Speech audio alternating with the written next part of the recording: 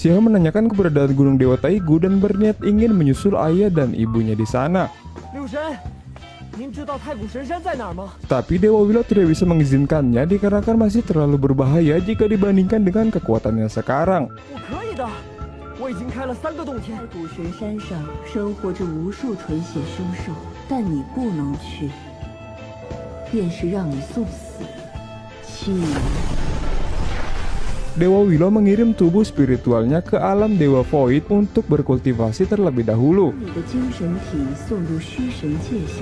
Jika tubuh spiritualnya ditempa di alam Dewa Void dan setelah kembali ke tubuh aslinya, hasilnya pun juga akan sama.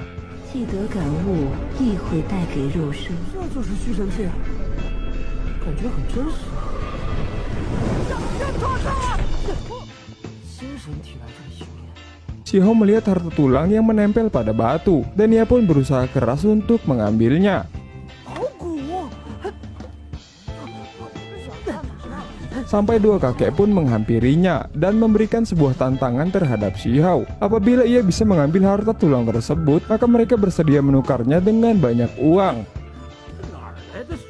Akan tetapi jika ingin mengambil harta tulang tersebut, tidak berguna mengandalkan kekuatan kasar dan harus memecahkan sebuah rekor tertentu dari alam Dewa Void ini. Karena Xiao unggul dalam hal kecepatan, ia pun berniat untuk memecahkan rekor yang dimaksud.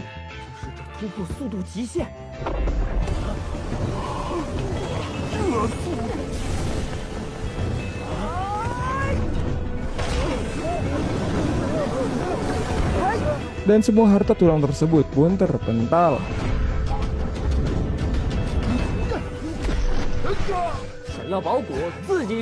Tak lama keluar sebuah prasasti dari dalam tanah. Dikarenakan alam Dewa Void mengetahui bahwa Xiao telah membuat rekor baru. Jika prasasti tersebut keluar, maka si pemecah rekor bisa menulis sebuah informasi yang bisa disampaikan.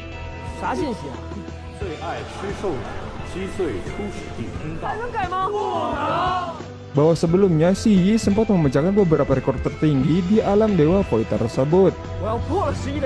Salah satu rekor Si Yi adalah melompat ke gunung berapi hanya dalam 1 langkah saja, dan sejauh ini tidak ada yang bisa memecahkan rekor tersebut. Di perjalanan mereka ada keluarga yang membela orang yang telah dipukul Xiao sebelumnya.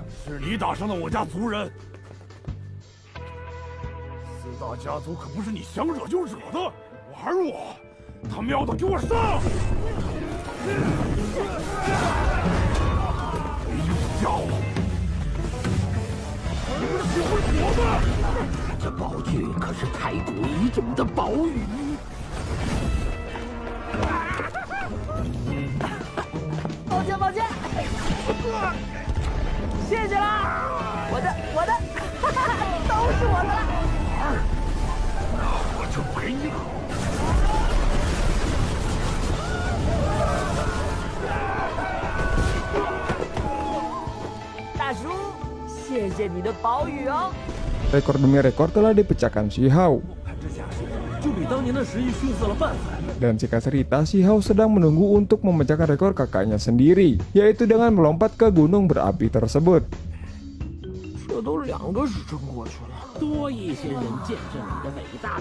Di tengah persiapan untuk melompat, datang Dewi Perang dari Akademi Zulu.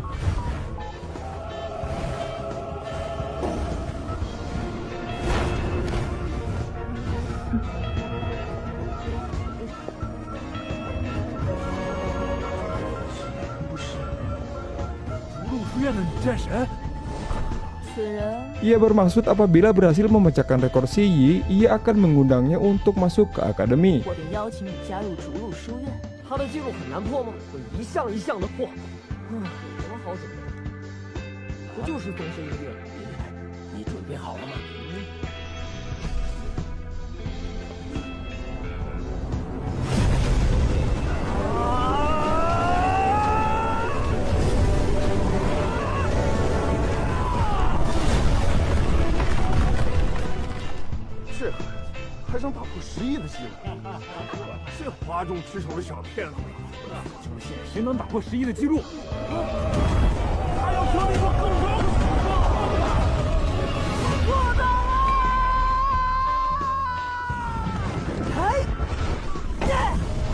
Dikarenakan telah memecahkan banyak rekor, kerumunan orang tersebut berniat untuk mengundang Xiao ke kelompoknya. 一天之内破了3个记录，尤其是最后一个。加入我们吧，小兄弟！你是我第一个邀请你的。加入我！你们俩行。小兄弟，逐鹿书院欢迎你。 Melihat tidak ada hadiah setelah memecahkan sebuah rekor, Xiao memukul batu tersebut. Berharap ada hadiah yang keluar untuknya, yang mengakibatkan Xiao kena kick dan di-banned dari server selama 2 tahun sob.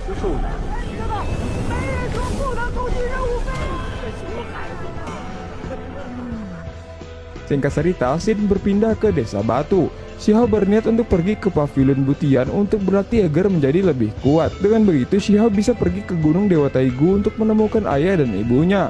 石峰，我要离开石峰，我必须变强，去太古神山找阿爸阿妈。 Tak ketinggalan, si Jinping juga ingin pergi bersama Xiao. 小哥哥去哪？我也去哪？那我也要去补天阁。 Mereka pun berpamitan dengan kakek Yunfeng dan para penduduk lainnya. 小不点儿，清风，你们一定要小心。族长爷爷，您和大家就放心吧。你放心去，石村这儿有我护着呢。 石村永远是你们的家。早点回家，我们等你。小不点儿，清风给我回来！ 好。 Di tengah perjalanannya, Xiao tidak menyia-nyiakan kesempatan untuk berlatih. Dan pada saat ini, Xiao berada di jalur surgawi level 5 sob.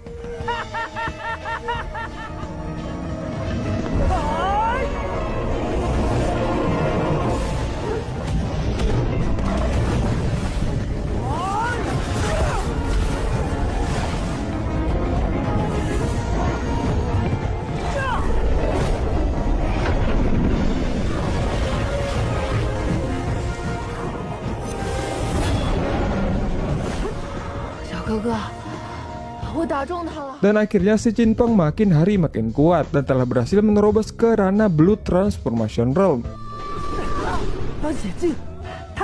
Dengan begitu, si Jinpeng bisa memasuki alam Dewa Void untuk menanyakan arah jalan ke pavilion Butian.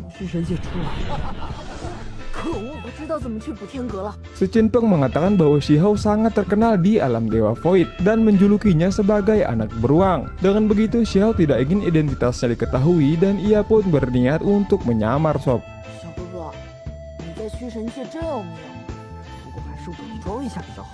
Mendengar Xiao, si anak beruang dari alam Dewa Void sedang menuju pavilion Butian, pria yang misterius memerintahkan seseorang untuk mengawasinya di sana.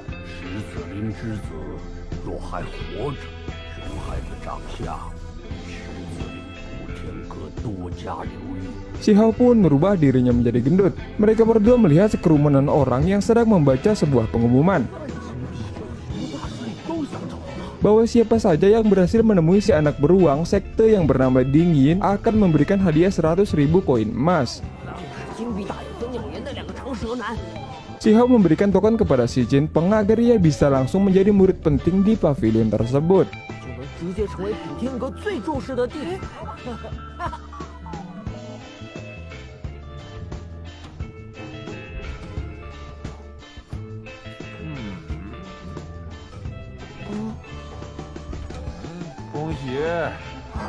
Coba.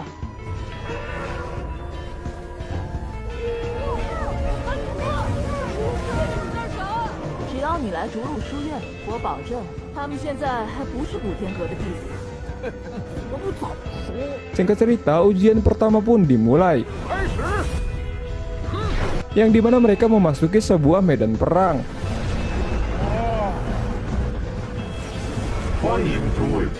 Seseorang yang kuat untuk menembus lingkaran tersebut dapat memenuhi syarat untuk memasuki medan perang kedua.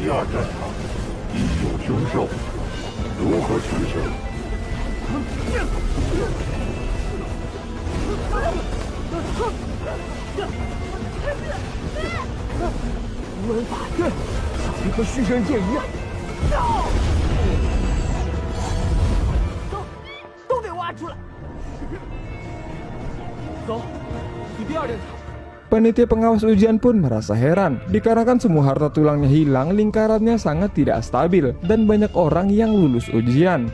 难道通通录取？ 看我亲手抓住熊孩子！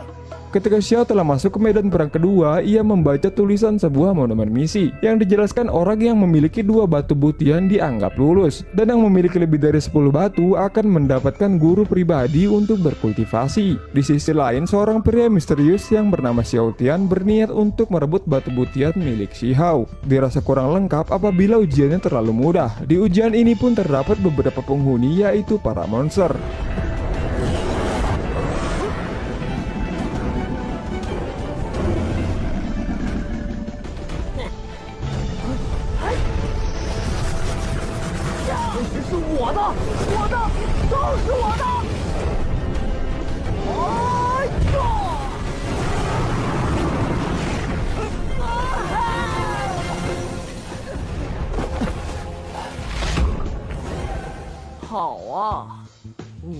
动手吧！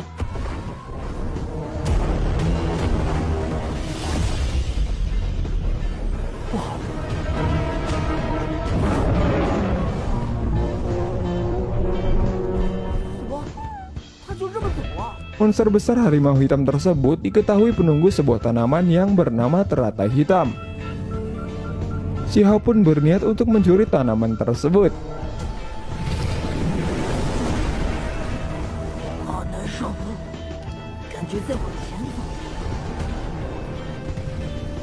Dengan cara memancing para monster untuk mengejarnya ke arah si harimau hitam.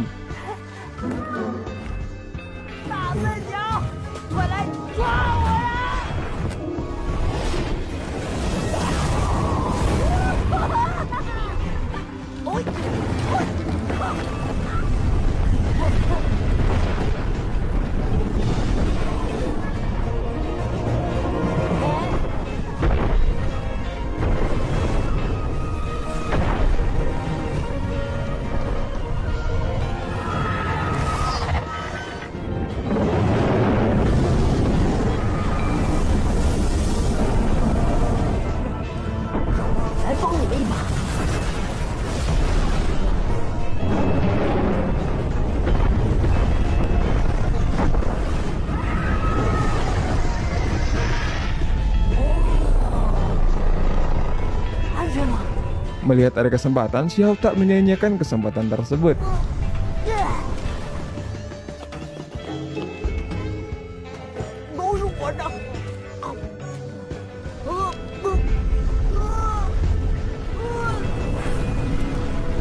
Ketika di dalam air, Xiao menjadi semakin kuat dengan menerobos kultivasinya ke ranah jalur surgawi level 6.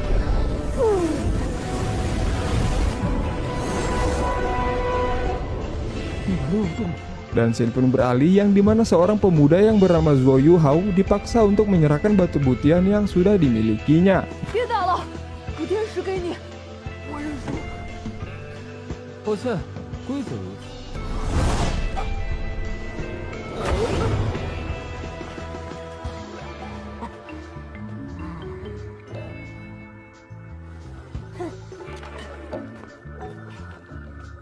还给你。听说在虚神界破了3项纪录的熊孩子，承蒙帮助，在下周宇豪。 Di sisi lain, Dewi dari Akademi Zulu mengunjungi arena ujian untuk menemui Xiao si anak beruang. 你竟然一口咬定那个熊孩子就在……熊飞长老，长老又认为他藏身何处呢？ Tetua Xiong Fei memperlihatkan monumen misi yang ternyata udah dicoret-coret Xiao nih Sob ya. 天纵神武， 竟敢毁我阁内重宝！ Dewi tersebut pun tak asik dengan tulisan itu, yang tak lain tulisan si anak beruang. 岂有此理！ 是那个熊孩子，是他干的。 Xiao Tian yang sempat sadar pun dituduh sebagai si anak beruang.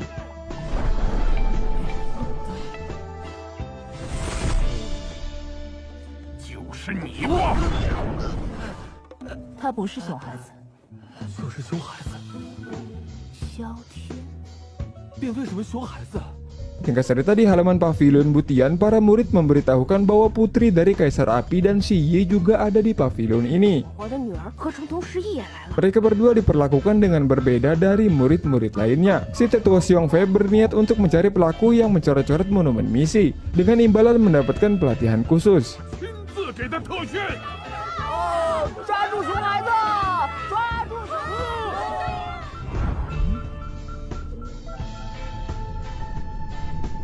Di sisi lain, Xiao berada di halaman dalam pavilion Butian dan menemukan sebuah arai. Ia pun menerobos pelindung tersebut dan menemukan roh pengorbanan pavilion Butian yang bernama Dewa Pohon Anggur. Diketahui roh pengorbanan tersebut sedang sakit dan tidak bisa berbicara. 我是新来的弟子，您是不是病了？ Dikarenakan tempat tersebut memiliki aura yang sangat kuat, Xiao pun berniat untuk berkultivasi. 11夺走我的至尊宝，这样下去根本没法超过11。是麒麟在帮我解读原始真解的奥秘。谢谢您的指点。 Setelah keluar dari tempat tersebut, Xiao bertemu dengan hantu yang bernama Tuan Gui yang bergentayangan mencari sebuah pedang. 是人还是鬼？前辈，有话好好说。还我剑来！剑不就在你头上吗？还我剑来！还我剑来！还我剑来！还我剑来！ Di Camp Genius Pavilion Butian, beberapa murid tiada hari tanpa menindas si Qin Feng. Sebagai seorang kakak, si Hao pun tidak tinggal diam, nih sob ya. 招他是不是？住手！正好最近手痒了。小哥哥，小爷今天状态不好。噎到了吗？我剑来！大白天的怎么可能会有鬼啊？嘿，插了口破剑的老头。Singkat cerita, tetua Xiong Fei membawa Xiao menemui master dari pavilion tersebut. Ia pun memberi penjelasan tentang hantu Gui tersebut yang sedang mencari sebuah pedang. Diketahui pedang tersebut terletak di gunung yang bernama Baiduan. Dan pada saat sebelumnya, setiap kali pintu gunung Baiduan terbuka, ia akan keluar mencari anak jenius yang bisa menemukan pedang miliknya. 所以只有足够用。 Awalnya Xiao pun menolak untuk pergi ke gunung tersebut. Akan tetapi si master memberitahu bahwa Shi Yi dan Putri Kaisar Api pun ada di sana. Yang sontak Xiao pun menerima ajakan tersebut. 好， Akan tetapi untuk memasuki Gunung Baiduan, Xiao harus memperkuat kultivasinya terlebih dahulu. Singkat cerita, di pagi hari, Xiao berguru dengan seorang leluhur yang bernama Muyan. Bukan latihan baku hantam, akan tetapi Xiao diperintahkan untuk menyirami tanaman. 我是来提升修为的，不是来种地的。我操！你在给我算命吗？那就从最厉害的浇水宝术学习吧。浇水还不简单？它可以作为一支骑兵。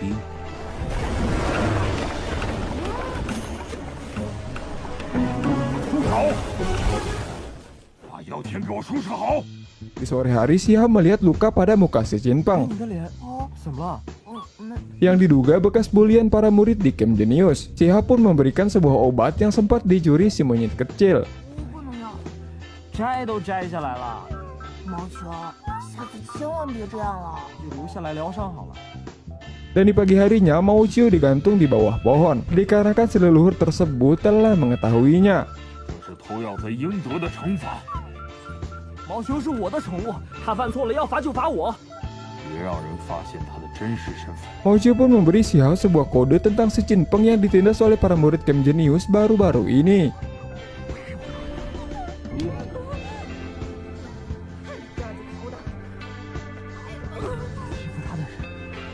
逼他不要参加天才。 Ia pun berniat untuk melihat keadaan si Qin Feng, akan tetapi si leluhur tersebut mengatakan bahwa sekarang adalah waktu yang tepat untuk mengajari Xiao hukum guntur. 的时机，老祖，我们能不能换个时机啊？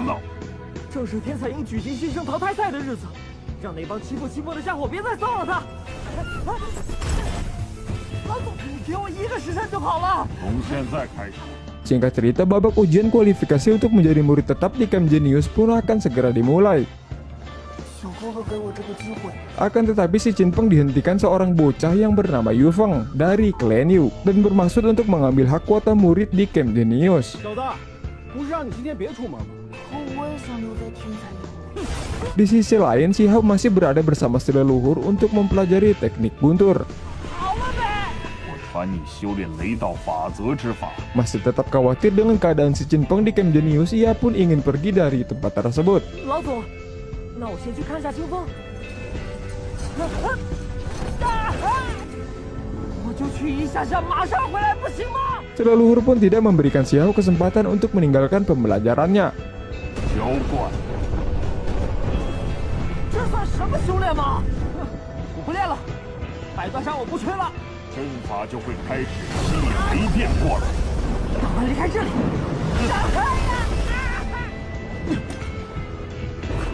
真是虚神界破了3项纪录的熊孩子。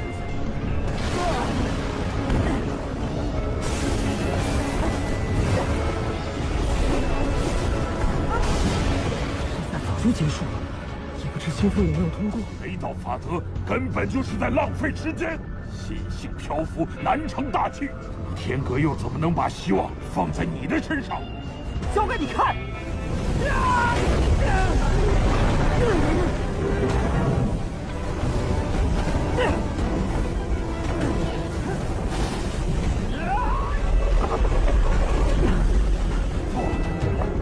快了！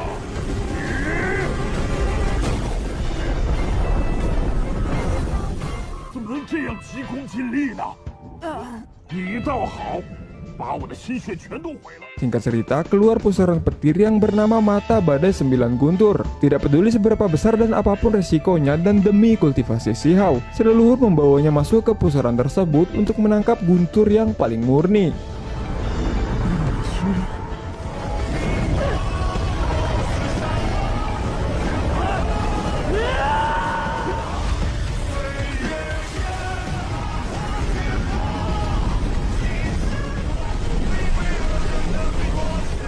Dan setelah si Hao tersadar, si leluhur memberikan cairan yang telah didapatkan sebelumnya. 喝了它，有点麻。强的生机。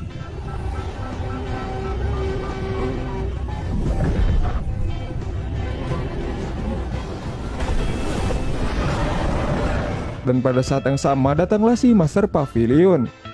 拜见阁主。 Master Pavilion tersebut memberikan si Hao sebuah rahasia tentang Pavilion Butian, bahwa pada saat ini roh pengorbanan pohon dewa anggur milik Pavilion Butian hampir kehilangan esensi kehidupannya. Jika seperti itu, Pavilion Butian akan menghadapi bahaya kepunahan kapan saja. Si Master pun berniat untuk menyelamatkan pohon dewa anggur dengan cara menemukan mata air keabadian di Gunung Baiduan, 方能挽救神藤。 dan berharap sembari si Hao mencari pedang si hantu. 雄飞长老外，我还给你找了个伴儿。 Di saat ada kesempatan, si Hao menemui Yu Feng di arena Camp Genius dan berniat untuk memberinya pelajaran. 一直欺负清风的就是你们！今天叫我撞到，正好把账清一清。来的臭小子，敢到天才营撒野！嘿！ Hampir terjadi perbaguhan taman dan dihentikan oleh seorang senior yang bernama Lin Mu. 这小子到我们天才营来撒野！知道了，你们先走。小哥哥，清风， Yang ternyata si Qin Peng lulus babak penyisihan dan dibantu oleh senior Lin Mu yang mengusir mereka. Xin pun beralih di istana klan Yu. Seorang pria misterius memiliki niat buruk terhadap si Hao dan Pavilion Butian. 就要果断动手，你继续带领族人做好准备。 纪灵真快撑不住了。等着细数他作画后所画的神灵，还不是直到那老藤大寿将至？这一刻不会等太久的。阁主，我们启程了。你们切记要小心，不可大百断山内英杰聚集。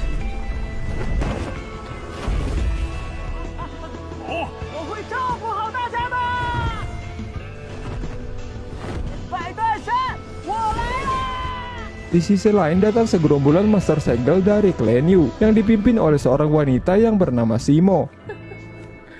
Mereka berniat untuk menemukan es sejati di Gunung Baiduan dan secara bersamaan untuk menghancurkan Xiao. 断空城现在一定很热闹吧？天生至尊，失去旗鼓，子墨自当以长老命令行事。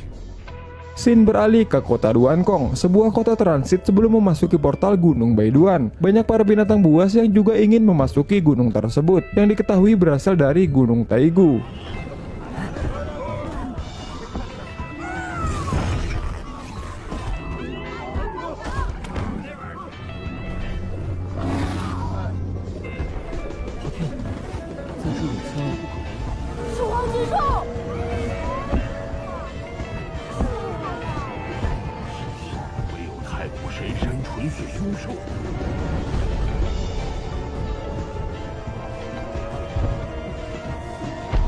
能吃吗？长得跟石头一样。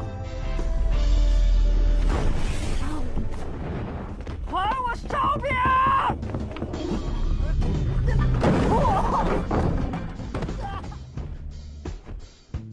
哦，区区人族，主人命令杀掉。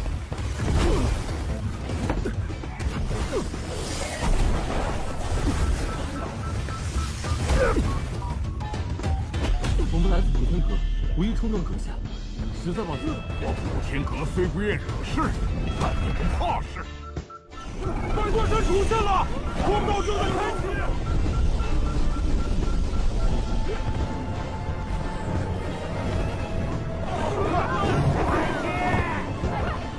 记住，活下来就是胜。好天！野外生存宝具。 都能活着。这么多美味，俺只是路过的，快到碗里来！别过来呀！说了，别走。 Dan nampaknya Xiao Tian masih mempunyai dendam dengan si anak beruang pada ujian di arena kedua kemarin. Akan tetapi Xiao tetap merahasiakan identitasnya sebagai si anak beruang. Dan di waktu yang sama datang makhluk lain dari ras spirit yang mengungkap identitas Xiao sebagai si anak beruang. 这声音很强，你就是虚神界的那个人族熊孩子。可惜是个人形的。你找错人了，这里没有熊孩子。熊孩子，臣服于我，做我的战士。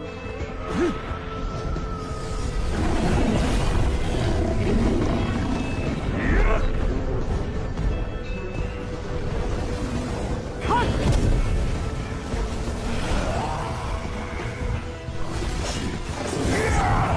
小心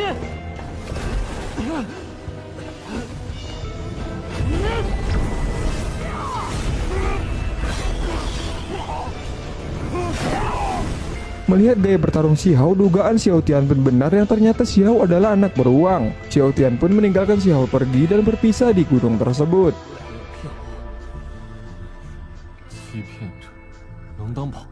Di tengah perjalanannya, Xiao kembali bertemu si wanita api. Dan kali ini Erling membawa para master penyegel. Erling menginginkan warisan ras spirit yang sempat Xiao kalahkan.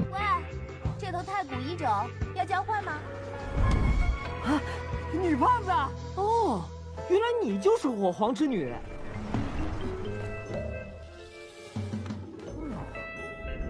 又胖了。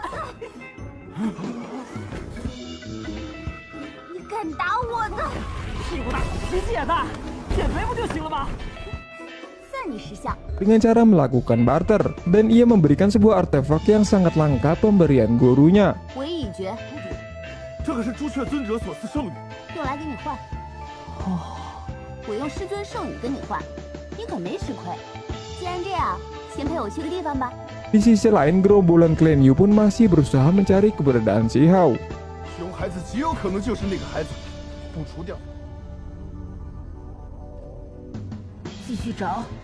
此行以子墨为首，听他的意见。 Singkat cerita, Erling pergi ke Gua Ilahi dengan bantuan peta yang diberikan oleh ayahnya. 父皇赐我的地图，当然好好用了。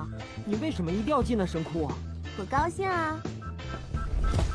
Xiao pun menanyakan para master yang dibawa Erling yang tampak sangat hebat. Erling pun menjelaskan bahwa mereka adalah master penyegel yang tidak bisa dengan mudah bertindak. Banyak hal berharga di Gunung Baiduan dan setiap kali mendapatkannya seseorang harus mengambil resiko untuk menyegel sebagian dari kekuatannya. Maka dari itu mereka menjadi lebih mudah dan kecil. 百断山这片小世界感知到了，会被规则的力量迅速抹杀。不到万不得已，他们不能出手。一切都先登了。 Di waktu yang sama, ia bertemu dengan singa berkepala 9. Dikarenakan Xiao sangat terkenal di alam Dewa Void, banyak kekuatan besar yang ingin memperebutkannya.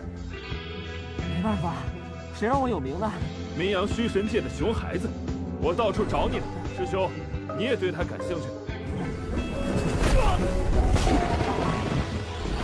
师兄，给你了！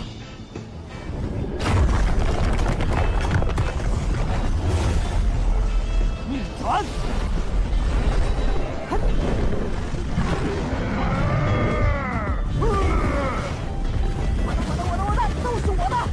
Di tengah pertarungan, dikarenakan misi yang sangat penting, master penyegel berniat untuk masuk ke dalam gua tersebut. 那熊孩子不会有事的，我们任务要紧。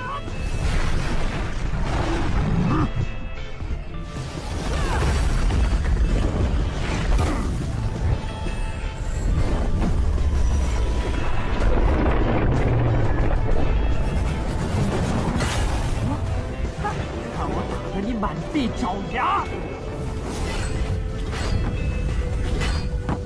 好吃的都毁了！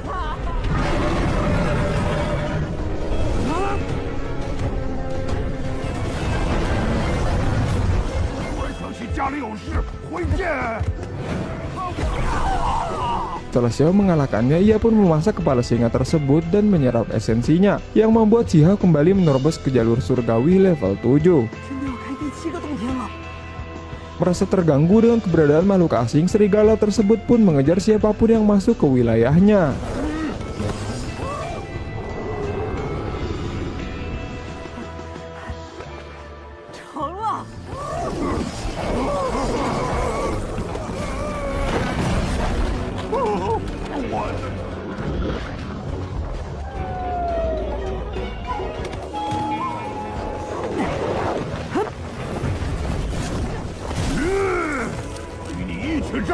这些狼哪来的？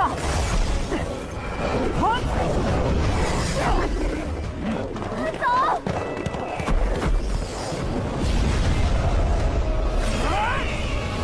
李队长，你们先走。熊孩子，你可千万别死啊！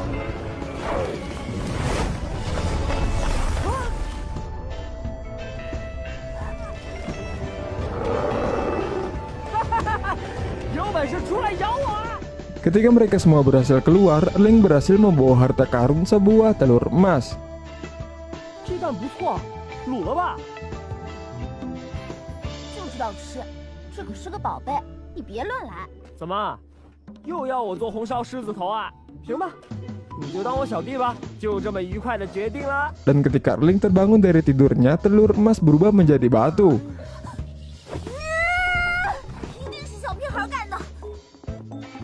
Yang ternyata dibawa kabur si anak beruang ya, Sob ya. 一个死蛋，硬得跟铁疙瘩似的。还别停啊！难道这是只小狼神？不愧是小狼神，这么快就适应阳光了。以后要离那个小屁孩远点，他一肚子坏水。哼，地图，本宫不见了。 Singkat cerita, Erling memberikan sebuah peta untuk mencari mata air keabadian. 拿去吧。看看不老泉在哪儿？子墨，是那小子没错，还等什么？要把那个公主引开，我们没必要跟火锅结盟。小屁孩。好大一条鱼！ Akan tetapi Xiao terperangkap oleh Clan Yu. 我们中了阵法埋伏。 喂，女胖子，你要干嘛？你们是羽族之人，什么意思？ 8年前，我族祖籍石子灵夫妇误错杀，误往纵火，杀！邪风细雨斩心月。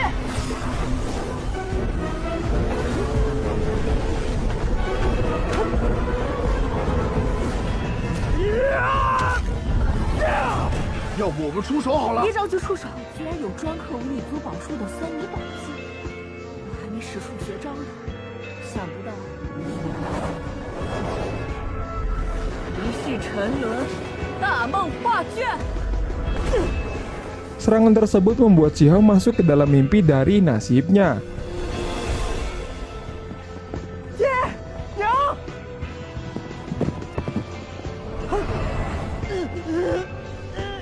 他已堕入一世梦境，杀！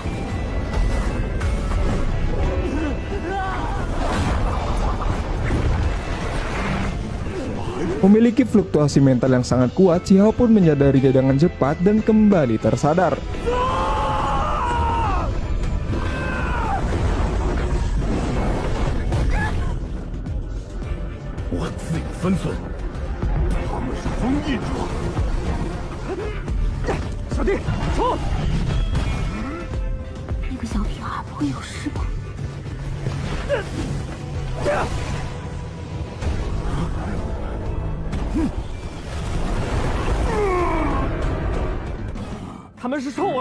Tak ada jalan kecuali sebuah danau. Si Hao pun memiliki rencana untuk memancing master penyegal tersebut.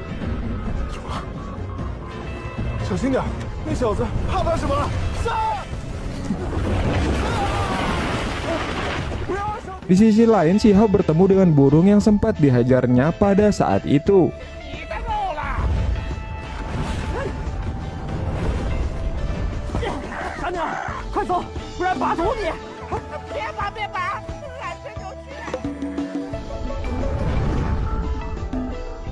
Dan secara kebetulan artefak yang diberi si Erling adalah bulu milik Vermilion Bird, yang sontak si burung tersebut ternyata mengidolakannya.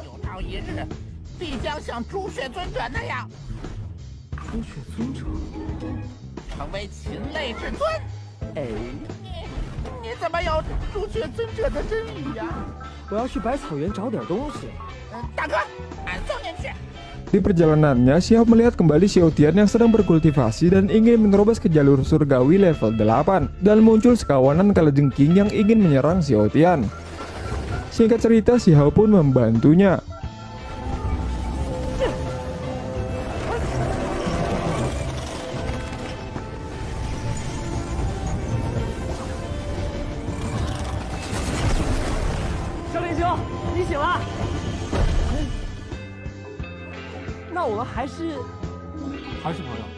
Tujuan Xiao Tian berada di gurun ini berniat untuk mencari harta karun yang bernama air sejati Taiyi. Para komplotan klan Yu pun ternyata mencari harta karun tersebut.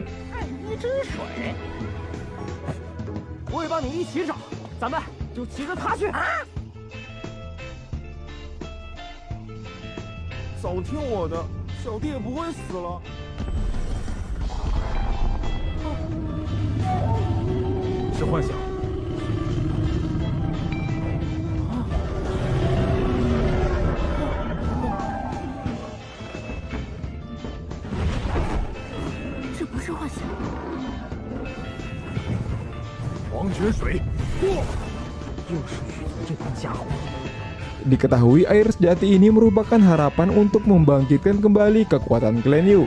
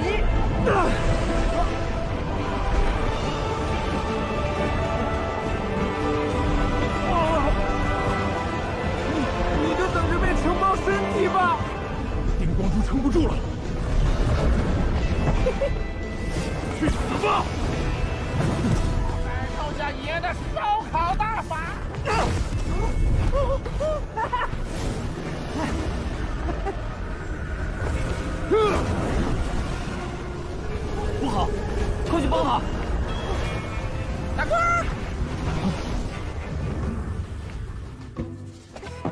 你要让熊孩子付出代价。 Air sejati yang sudah ditelan si Hao ternyata dapat memperbaiki tulang tertinggi dan cepat atau lambat akan segera pulih.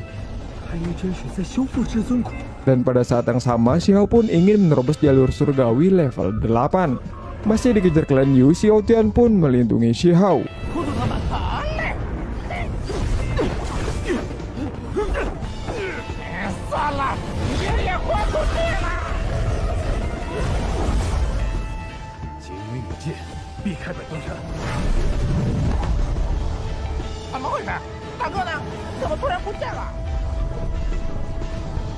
特别卷进羽族的结界里了。结界在哪里啊？在这空间里杀你，天不知地不知。不利于百断山之外。受死吧，天鱼珠！太一真水炼化过的身体还挺抗打的。今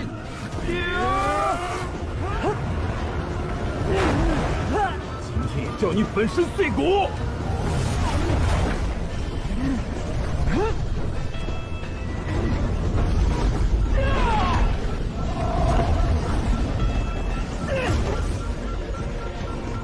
这手的棘手，姐姐，是不是快撑不住了？动手！竟然还没有全力呢！糟了，姐姐要垮了，快停下！ Dikarenakan niat membunuh, dua orang tersebut dihukum oleh Gunung Baiduan dan lenyap. 被百断山惩罚了。接下来，我准备去百草园一趟。 Di perjalanannya, si Hao kembali mendengar bisikan si hantu Gui bahwa pedang yang hilang berada di reruntuhan terlarang. 大猴，我们先去趟遗址禁区。往这里。 Dikarenakan tempat tersebut banyak terdapat harta karun, tak heran banyak para binatang buas yang menunggunya. Dan salah satunya si harimau putih. Singkat cerita, si Hao pun masuk ke reruntuhan tersebut. 别吃了，快走！我们也分头去捉网具。小心点。 Tertarik dengan tulang tertinggi milik si Hao, sebuah harta karun pagoda muncul dan menghampirinya. Si harimau putih tersebut pun ingin merebutnya. 好像叫什么地黄火，能变成凤凰的火。到我碗里来！好胃口，连地黄火都能吃。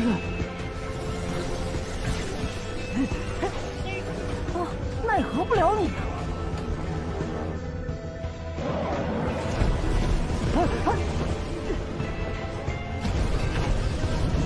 大猫咪，你这袋子不错嘛，送我吧。